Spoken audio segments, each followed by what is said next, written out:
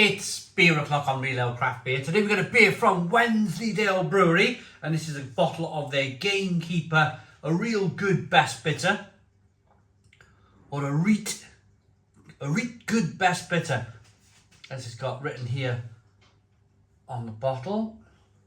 It's a 500ml bottle coming in at 4.3% ABV. It has lovely dark brown glass, which we really like on the channel. We're not a fan of clear glass or green glass, so it's nice to see that the brewers, they know what they're doing.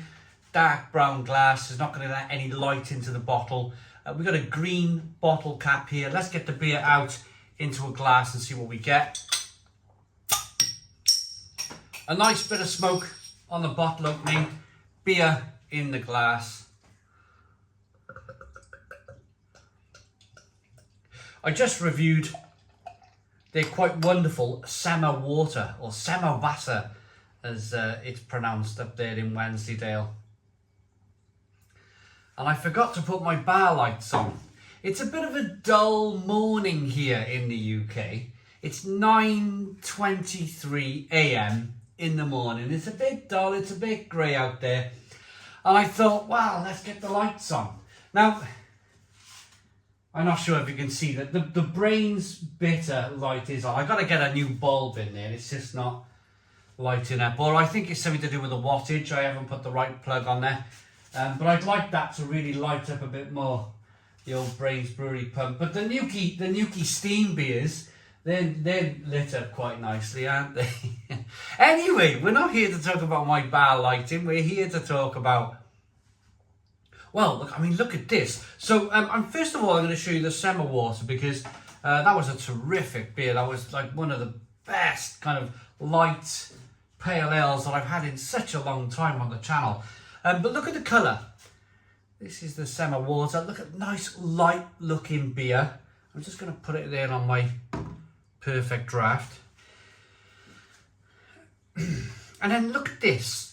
So look at the two different colours on the beer. Wonderful. One's looking like a traditional best bitter. Of course, one's looking like an American pale ale. This is the Gamekeeper, the best bitter. I'm really looking forward to this. It's got a lovely, creamy, rich head on it. It's a one-finger head. It was probably a two-finger head, but with all my gassing, all my talking, it's dropped down a bit. It's slightly off-white. It's got like a creaminess, a slight kind of opaque, a slightly off-white colour to it. Nice levels of carbonation on this one. They've used, well, some really lovely darker malts in this one. Maybe some red malt. Maybe some biscuit malt. Whoa. It looks fantastic. It's not bottle conditioned. It's got nice levels of carbonation. You can see there's a nice level of clarity there. There is a little bit of haze, but we like haze. We like haze on the channel. Haze means there's flavour in the beer. It's not being polished too much. Aroma.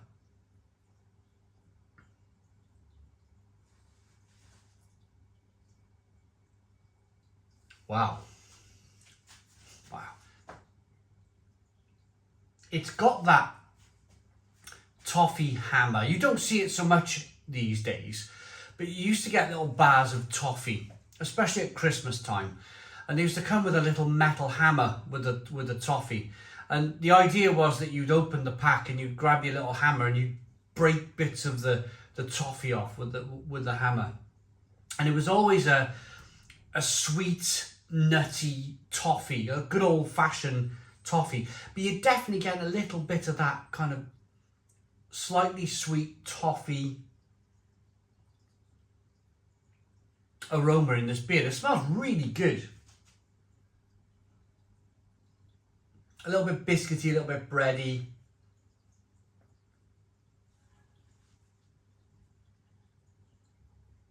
Nice and hoppy. Like a slight blueberry or blackberry in there.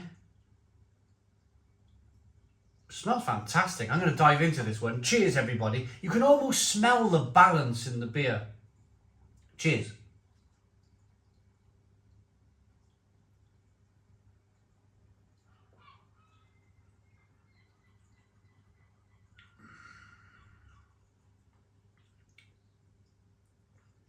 My goodness me.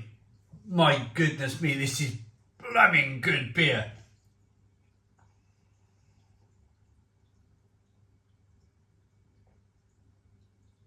Oh, Stone the Crows. Stone the Crows.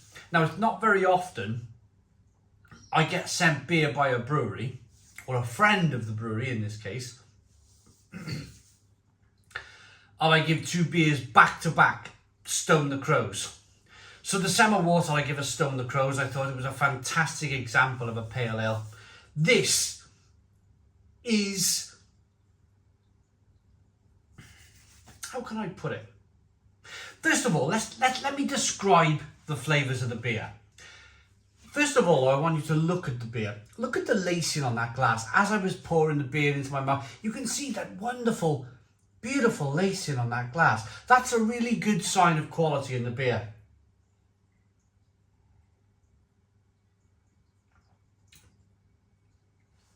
It's got a slightly rich, creamy mouthfeel.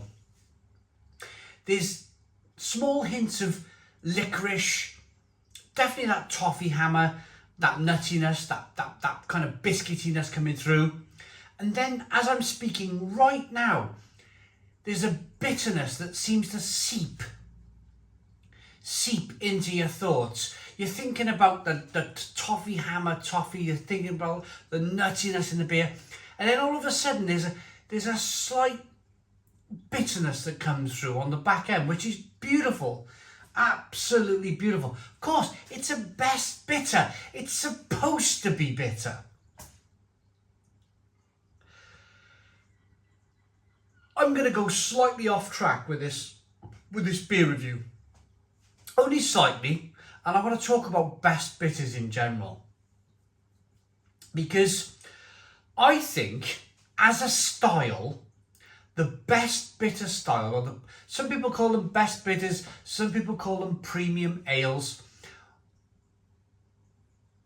If you get this style of beer right, if you produce a really good best bitter stroke premium ale, it can be right there with some of the best styles in the world. I've always said this. I said this in my review of Bristol Beer Factory's. They produced the best bitter, and it was just like this, where it had fantastic lacing on the glass. There was flavours of toffee and biscuits and nuts and a lovely bitterness and a sweetness to begin with to offset this, a beautiful balance to the beer. The bitterness is offset by some sweetness. The sweetness is offset by some bitterness, vice versa. But if you get this, and I'm really passionate about this subject, because a lot of people will dismiss best bitter as a, let's be fair, it's been slightly, the name best bitter has been ruined by some of the larger companies. If you think of companies like Worthington, Sharps, Doombar, Marston's Pedigree, Green King, well, some of the Green King beers, back in the day they would have been superb, but the last 20, 30 years, best bitters, the style has been pulled through the hedge backwards. And I think when a lot, even I think a lot of craft beer drinkers, when they think of best bitter, they think maybe flat caps and whippets and old men and sitting in the corner with their newspaper and a not very good image. That's what I'm looking for. A not very good image. But if you get this style right, I'm really passionate about this. If you get this style right, like this is here, this is terrific. Terrific. This pint of best bitter, as a style, would go up against some of the best imperial stouts in the world, some of the best New England IPAs in the world, some of the best sour beers in the world. Because it's really good for what it wants to be, and that's a best bitter. This is a shining light. This is a very rare example of what best bitters should taste like. Let's look at this for example. Let's look at Marston's Burton Bitter. Now I'll grab over this. You don't make a brass, this is solid brass. It weighs a flipping ton. You don't make a pump like this if the beer's not going to be good. Okay, Marston's Burton Bitter is probably not the beer it once was. But this is a 20, 30-year-old beer tap that I picked up in an antiques place. I bet when the beer was being pulled through this tap, Marston's Burton Bitter, Marston's were proud of this. You can see they're proud of this beer. They've gone to the extent of making brass beer pumps for it. I would like to see going forward, and I'm sorry if I have slightly gone off track here, but that's only because this is a fantastic best bitter.